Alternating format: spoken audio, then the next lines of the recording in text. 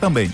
Bom, nós estamos recebendo aqui nos estúdios, ele que já é parceiro nosso aqui também, já esteve outras vezes conosco aqui no X da Questão, o Thomas Iwasaki, é psicólogo, vai falar sobre, entre outros assuntos, sobre os temperamentos humanos. O que são os temperamentos humanos? São vários temperamentos, aqui tem 5, mas eu acredito que tem mais que 5. Thomas, boa tarde e bem-vindo. Boa tarde, obrigado, é uma alegria estar aqui, queridos ouvintes da Rádio Imprensa, a casa retorno, né? Que bom, já me seja sinto bem-vindo em casa aqui já, muito obrigado pelo convite. Quais são os 5 temperamentos humanos? Eu gosto de começar, né, citando uma frase de Sun Tzu da Arte da Guerra, né? Vocês já leram o livro? Sim. Ele fala o seguinte: se você não se conhece e não conhece as batalhas que você vai enfrentar, a probabilidade de derrota é quase 100%. Agora, se você se conhece e não conhece as batalhas, ou conhece as batalhas e não se conhece, a probabilidade é de 50%. Agora, se você se conhece o seu inimigo ou as batalhas, verdade, é quase 100% de chance de vitória. Então, o que isso quer dizer? Que na vida a gente precisa se conhecer e conhecer as batalhas que a gente vai enfrentar, caso contrário, a probabilidade de derrota é muito grande. Então a ideia dos temperamentos é um conceito pra gente começar a nos conhecer melhor. A ideia que eu falo muito é: só você conviveu com você tantos anos, né? Então você, ao longo da vida, vai aprendendo seus próprios gatilhos, lidando com ele e vai amadurecendo. É assim a gente espera. O problema é que tem muita gente que não consegue lidar com ele mesmo e acaba adoecendo, tendo desafios. Doutor, dentre esses temperamentos, tem um que sobressai ou cada qual na sua vez? Cada um tem suas qualidades, seus benefícios. Eu uso muito a analogia das cores. Existem 3 cores primárias. E olha que loucura, só 3. E a junção delas formam todas as cores que a gente vê, correto? É verdade. E você vai comprar o cartucho para impressora, só vem ter 3 cores lá. Verdade. E aí a junção delas, o temperamento é a mesma coisa. Existem 5, mas a junção deles forma um ser humano. Então, nós temos todos eles, mas nós temos o primário, o secundário, aquele que é mais aflorado. Então é por isso o desafio, né? Hoje virou muita brincadeira, só o povo sai diagnosticando todo mundo, né? Sai taxando todo mundo disso ou daquilo, e aí acaba perdendo a qualidade da ferramenta, que foi desenvolvido por um psicólogo americano dentro da Marinha nos Estados Unidos, com uma série de perguntas que ele foi categorizando as pessoas. Então teve uma elaboração muito grande. Só que hoje em dia, a internet, você não consegue filtrar mais, então você pega um monte de informação e esse excesso de informação acaba fazendo com que a gente perca um pouco ali da qualidade da ferramenta. E tem gente que olha pro outro e fala assim: ah, já sei, você é colérico. Ah, você é melancólico. São esses os temperamentos, então. Isso, E assim, quando não acontece de pessoas chegarem até mim por lerem livros, estudar e falar assim, e postar nas redes sociais: eu sou colérico, não sei o que, eu conversei com meu marido, eu sou colérico. Falei: fulano, vamos fazer o teste pra você ter certeza. Se é mesmo, né? Aí fiz o teste com a pessoa, e ela é inteligente, né, gosta de ler, mas o resultado deu que ela era 70% melancólica e só 30% colérica. Olha aí. Entendeu? Então, assim, por isso que é bom a avaliação profissional, porque senão você sai falando pra todo mundo ser alguma coisa e você nem sabe o que você é. Então, é bom levar com seriedade. A gente precisa nos conhecermos, né, para poder lidar com a gente mesmo. O grande desafio, o que leva as pessoas a ficarem meio, às vezes, surtadas, meio doidas assim, é pergunta sem resposta. Por que isso está acontecendo comigo? Por que eu não consigo solucionar isso? Aí você começa a comparar com os outros e aí você começa a entrar numa depressão, numa ansiedade, né? Começa a entrar em confusões mentais, porque você não tem explicação. E é tão interessante isso que o índice, às vezes, de depressão ou suicídio é maiores em países desenvolvidos do que, às vezes, na Coreia do Norte. Verdade. Por quê? Comparação. Então, na Coreia do Norte, tá todo mundo numa situação desafiadora, então tá todo mundo aqui, tá todo mundo igual, vamos enfrentar. Só, né? O problema é quando meu vizinho troca de carro e eu tô com um carro velho aqui, eu começo a comparar com o outro, começo a ficar mal. Por isso que eu tenho que desenvolver minha identidade. Eu falo isso muito. Quem tem uma identidade desenvolvida, ele não se sente diminuído quando ele vê o outro crescendo. Então ele pode elogiar. Por quê? Porque ele sabe aquilo que ele é bom e que o outro não é bom. Conhece seus limites, né? Agora, quando eu não tenho identidade, eu me sinto mal, e é aquele perfil de pessoa que precisa diminuir o outro para se sentir bem. Ele precisa justificar o fracasso dele. Como que eu justifico? Ah, esse cara passou em cima dos outros para ganhar dinheiro. Ele começa a inventar coisas para poder aliviar o peso do fracasso dele. O que é uma pessoa colérica, doutor? Pessoa colérica, assim, em linhas gerais, claro. Né? Vamos lá. Pessoa colérica. São pessoas que já nascem com energia maior, uma predisposição à liderança muito mais fácil. Então tem crianças... Não é raivosa, não é obrigatoriamente. Não. Fala colérico dá a entender que é uma pessoa brava. Não é isso, né? Apesar que o colérico, ele tem muita energia, ele gosta de liderança, é o mais propenso, né, a ter às vezes uma explosão aí mesmo de comportamento, por conta da quantidade de energia que ele nasce. Então ele já nasce, você vê num parquinho, uma criança assumindo liderança, conduzindo os outros, brigando. A tendência é ser colérico mesmo, né? Porque você já vê ele... eu gosto muito de diferenciar, antes de aprofundar, entre temperamento, caráter e personalidade. Então são coisas diferentes. Exatamente. Então o que é temperamento? São características natas, nós já nascemos com elas, herdamos elas de maneira genética, ou dos nossos pais, dos nossos avós. Então você já nasce predisposto a um comportamento que não tem explicação, assim, do seu convívio social. Então crianças já nascem mais introvertidas, outros já nascem mais extrovertidas. Isso aí você vê até com gêmeos. Tem um gêmeo ali nasce mais calado e o outro nasce mais falante. Perfeito. Isso aí é um benefício, uma qualidade, um defeito? Não. É uma característica dela. Se ela souber usar, vira um benefício. Se ela não souber usar, vira um defeito. Então conforme eu trabalho meu temperamento. Então isso é temperamento. Você já nasce predisposto a um comportamento. Conforme os seus pais, a sociedade trabalha esse temperamento, você vai desenvolver um caráter. Então, por exemplo, eu já vou nascer mais colérico, mais propenso à liderança, a controlar a situação. Eu gosto muito de controlar e não gosto que ninguém exerça controle sobre minha vida. Ele nasce assim. Aí, se minha família me ensina a trabalhar o meu temperamento, eu vou aprender a conduzir ele. Não usar isso aí para passar em cima dos outros. Agora, se ninguém me instrui, ninguém me orienta... A minha tendência natural é eu passar por cima de tudo e todos para alcançar meu objetivo. Então aí eu formo o caráter. Aí, depois disso, você tem a personalidade. O que é personalidade? É um filtro que nós desenvolvemos ao longo da vida, que a gente vai determinar o que a gente expõe para os outros, para a sociedade. Porque se eu falar o que eu penso o tempo inteiro, eu posso ir pra cadeia, né? Então a gente acaba desenvolvendo um filtro ali, e dependendo do ambiente, um ambiente mais social, eu falo de maneira mais formal, um ambiente mais descontraído, eu falo de maneira mais tranquila. Então a gente vai desenvolvendo esse filtro. Qual que é o problema? É quando eu não trabalho o meu caráter, tá? O meu temperamento, desenvolve um caráter bom. Aí eu preciso desenvolver uma personalidade, a palavra personalidade vem de persona, do grego colocar uma máscara, pra esconder um caráter ruim. Aí isso é um problema. Assim, se eu for autêntico, eu sei que eu não vou ser aceito. Se eu falar tudo que eu penso, eu tentar ser do jeito que eu gosto de ser, as pessoas não vão me aceitar. Então eu vou criar um personagem aqui pra extrair o benefício do meio das pessoas. E aí isso é um problema, porque daqui a pouco você se perde, você não sabe quem é você. De tanta personalidade que você desenvolveu, você vai se perdendo dentro da sua identidade. Então o bom é que você desenvolva um caráter bom, pra que a personalidade fique só pra filtrar. Agora, o colérico vai ser sempre colérico ou ele pode se dosar, né? Pode se policiar? Como é que é? A ideia é que você não muda o perfil de temperamento, você não muda. Às vezes vamos pegar um pouco da Bíblia, só pra vocês entenderem. Uma pessoa colérica, pega Paulo. Paulo sempre foi enérgico, líder, mais assim, agressivo. E ele não mudou depois que ele se converteu, ele continuou. A diferença é que ele foi canalizado. Então, mesmo tanto intenso que ele era pro lado negativo, ele vai ser pro lado positivo. Ele não ficou pacato, quietinho na dele. Não, ele continuou. Arrependido. Ele continuou ali, implementando, fazendo. Protagonista. Antes ele matava, agora ele morria. Então, assim, ele não mudou. Agora, o que aconteceu com ele? Houve uma transformação e ele aprendeu a canalizar o temperamento para coisa saudável. Então, agora, eu falo às vezes muda. Quando que muda? Quando eu sofri um trauma, quando alguma coisa fora do normal acontece, porque o normal não é mudar.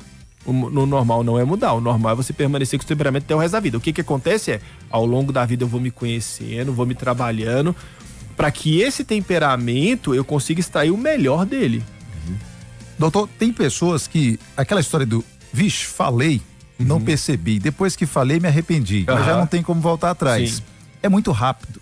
Assim, parece que a palavra chega primeiro do que eu pensar. Claro. Né?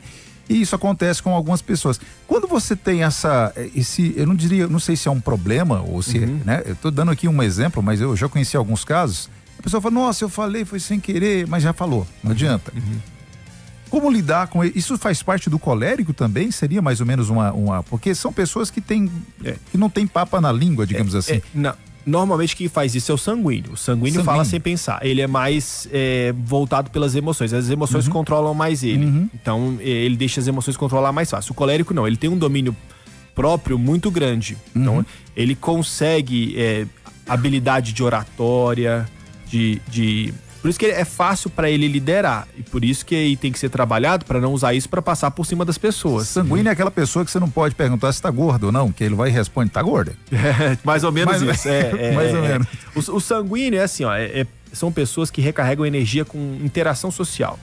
Então, o que eles gostam mesmo é se relacionar com pessoas.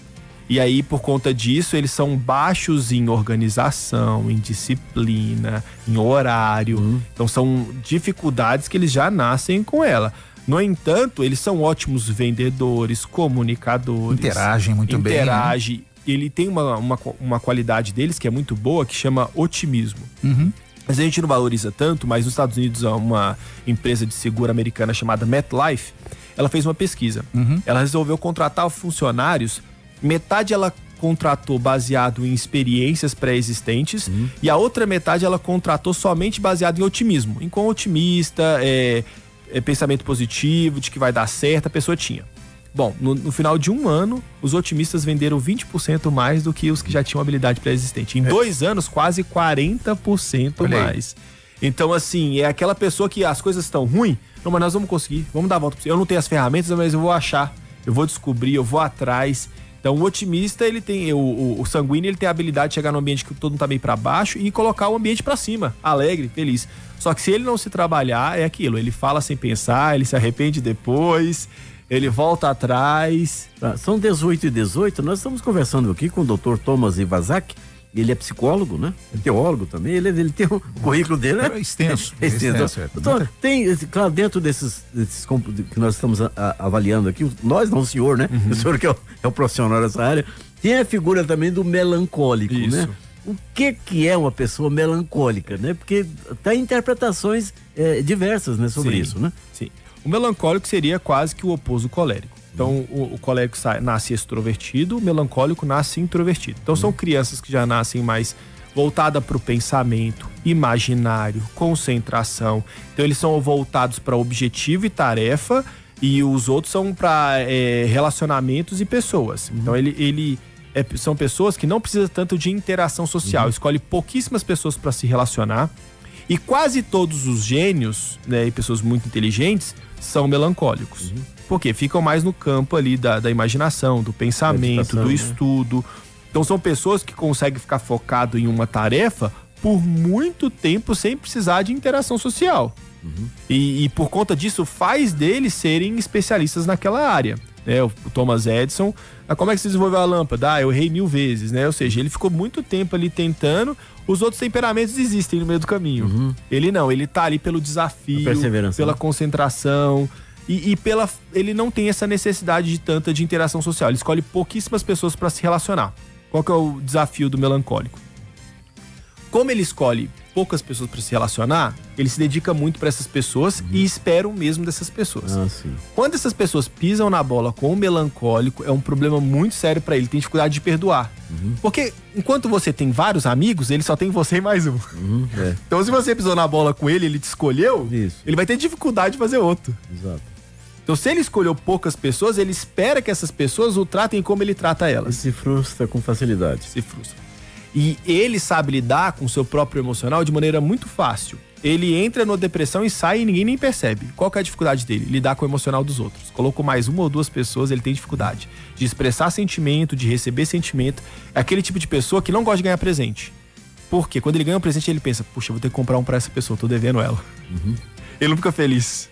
Ele não gosta de dever nada pra ninguém. Então ele pensa sempre no equilíbrio. Eu tinha Ed, um amigo querido, ele já é falecido, né? Era presbítero da igreja. Um dia ele falou que eu era fleumático. Né? Eu falei, tudo bem. Fleumático. Eu sei lá. Eu sei lá o que é isso, né? Explique-nos. Explica aí, doutor, o que é uma pessoa fleumática? O fleumático é o mais equilibrado de todos os temperamentos. Ele sabe lidar tanto com objetivos e tarefa quanto com pessoas e relacionamento. Né? É o mais equilibrado, a expectativa equilibrada das pessoas. é um diplomata, detesta conflito, briga. Então, é uma pessoa mais voltada para a diplomacia mesmo. Mais maleável, mais flexível. Qual que é o desafio do fleumático? Baixa reserva de energia. Então ele não tem muita energia para fazer muita coisa. Então ele sempre concentra em alguma coisa de cada vez. Ele adora fazer coisas repetitivas. Então ele adora um cronograma, rotina. Ele detesta coisas novas que saem do planejamento porque requer muita energia para ele se adaptar. Então são pessoas que eu, por exemplo, meu perfil, eu não gosto de coisas monótonas, repetitivas. Para mim, eu fico entediado muito rápido. Já a minha esposa, que é fleumática, não. Ela, o contrário, o contrário, para ela é ruim. Eu tirar ela da rotina. Então ela pede, pra você ter ideia, ela pede o lanche no mesmo lugar toda vez, com medo do outro lugar não ser tão bom. É aquela pessoa que passa, vai embora do trabalho para casa e vai sempre pela mesma rua. Eu tenho esse trajeto aqui que eu já tô acostumado. Isso é tão sério que ela mantém os amigos de infância até hoje. Por quê? Porque custa muita energia fazer amizade nova. Sim. Então ela custa energia conhecer, o outro erra comigo, eu desculpo, eu erro com ele me desculpa. Então, para não ter esse processo todo, ela valoriza muito os lados da infância. Né? Já eu tô vivendo o momento. Eu casei, eu tenho que casar com casados. Eu tenho filho, eu só vou sair com um casal que tem filho. Porque eu vou num restaurante que não tem brinquedo, não tem nem como conversar. Então, assim, eu vou me adaptando à vida. Ela não, ela vai mantendo lá, alimentando. Se ela muda de cidade, ainda tá aqui no WhatsApp com a amiga. Mas estamos em outra cidade, né? Mas não adianta, é perfil. E como que o fleumático recarrega energia? Dormindo. E aí é interessante que eu tive alguns desafios no começo do casamento, por quê? A gente tem um conflito, eu quero resolver. Homem é prático e resolutivo. Sim. Eu quero resolver isso aqui, vou resolver. E ela não tem energia suficiente para solucionar todos os problemas ali. Ela precisa dormir. Ela recarrega a energia dormindo. Então, quanto maior for o problema, mais ela consegue dormir. Aí me deixava com raiva. Tava brigando assim, ela virava pro lado e dormia. Aí, se todas fossem iguais a ela, hein?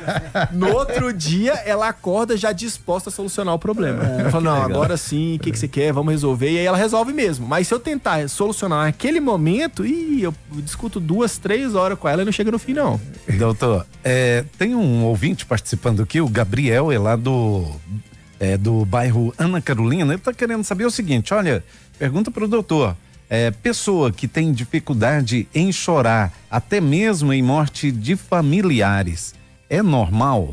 Isso aí não tem a ver com temperamento. Não, isso não é normal. Isso daí, de fato, ou ela foi criada para não expressar sentimento, ou ela sofreu algum trauma que ela teve que aprender a inibir as emoções. Engoliu o choro. Exatamente. Engole o choro, homem não chora. Isso. Uma série de coisas assim. E aí o que isso vai acontecer? Ela vai acumular e ela vai sofrer um burnout. Lá na frente tem algumas disfunções. Eu tenho pessoas que eu conheço próximas, familiares, que também não choraram a vida inteira, muito rígidas. Chegou na velhice, chorava o dia inteiro. Então ela acumulou e só foi chorar na velhice. Ela adoeceu e chorava de fato o dia inteiro. Porque ela não chorou a vida inteira, ela chorou na velhice. Então isso é um desafio, tem que buscar ajuda mesmo, né? Para poder ter um diagnóstico correto e conseguir um tratamento que vai te ajudar ali a trabalhar isso. Tem o colérico, o fleumático, melancólico e sanguíneo. Falta um aí. Falta um. O sanguíneo eu não falei muito sobre ele, né? O sanguíneo são pessoas que já nascem igual. Falei um pouco extrovertida, brincalhona, falei. Exatamente. E faltou o supino. O supino foi o último temperamento a ser acrescentado. Por quê? Porque se confundia muito com o melancólico. Aparentemente, ele é introvertido. Então, ele aparenta não gostar muito de interação social. Então, se você vê o melancólico num canto, você deixa ele tá feliz só sozinho, né? Você tirar do que ele tá fazendo, ele fica meio irritado, desconfortável. Se tiver muita gente próxima, ele sente como se seu espaço tivesse sido invadido, desconfortável. Já o supino, ele aparenta ser assim, você olha pra ele, você acha que ele quer ficar sozinho, mas por dentro ele tá esperando alguém iniciar. Tem uma necessidade, né?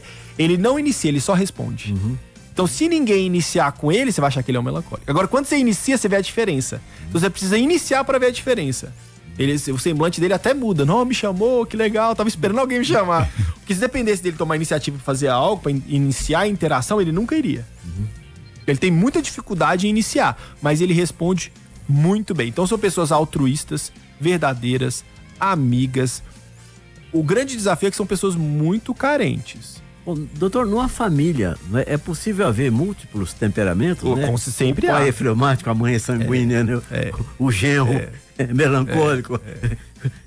Dá para fazer um extrato de tudo isso aí e se conseguir um apaziguamento, né, nesse ambiente? Como é que é? É aquilo que eu vou falar. Conforme a pessoa trabalhou, desenvolveu um caráter bom, aí você vai saber lidar com você e com os outros. O grande problema é que às vezes a pessoa não tá sabendo lidar nem com ela e nem com os outros. Isso está adoecendo. E aí, a raiva, ela é uma emoção secundária. A emoção primária é a frustração. Eu gero uma expectativa, sou frustrado e eu desenvolvo a raiva. Então, para que eu não desenvolva a raiva, eu tenho que ter a expectativa equilibrada. Eu sei o que eu espero dele. E tem um influência aí que ele fala uma analogia bem interessante. Ele fala assim, ó. Se eu pegar uma tartaruga e jogar ela pro alto e falar, voa tartaruga, quem tá errado? Eu ou a tartaruga? E aí é a mesma coisa que a gente ri, mas a gente faz a mesma expectativa de algumas pessoas. Eu vou esperar que um fleumático, por exemplo, eu contrato um fleumático pra minha empresa e quero que ele seja líder, que ele fique inovando, saia da passividade, seja mais ativo. Não é o dele, Não é o perfil dele, né? Aí você fica se frustrando com a pessoa pode até se esforçar, mas sempre vai ser com muito esforço.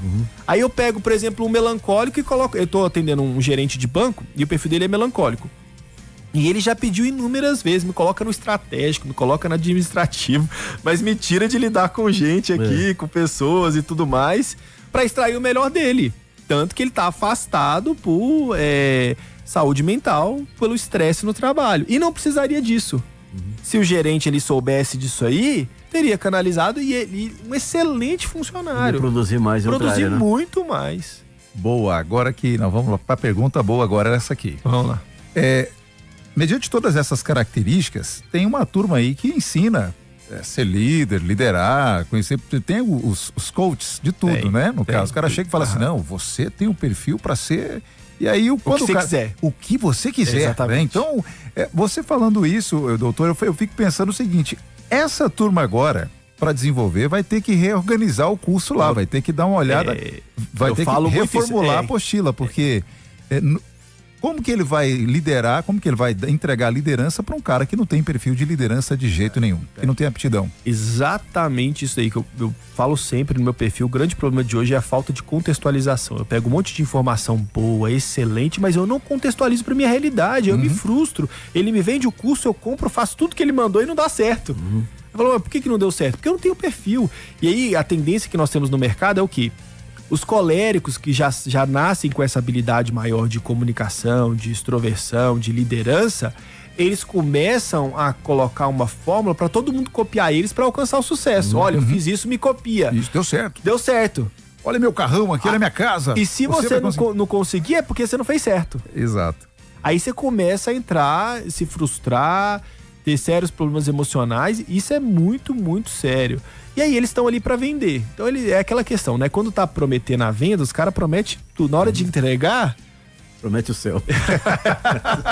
Promete o céu e não entrega. E isso tá adoecendo as pessoas. Que aí a pessoa começa a se culpar, ela começa a ficar mal, né? E aí isso pode gerar uma série de transtornos. Porque daí ela já vem, às vezes, de uma família disfuncional, já se sente meio para baixo. E eu fico muito triste com isso, porque...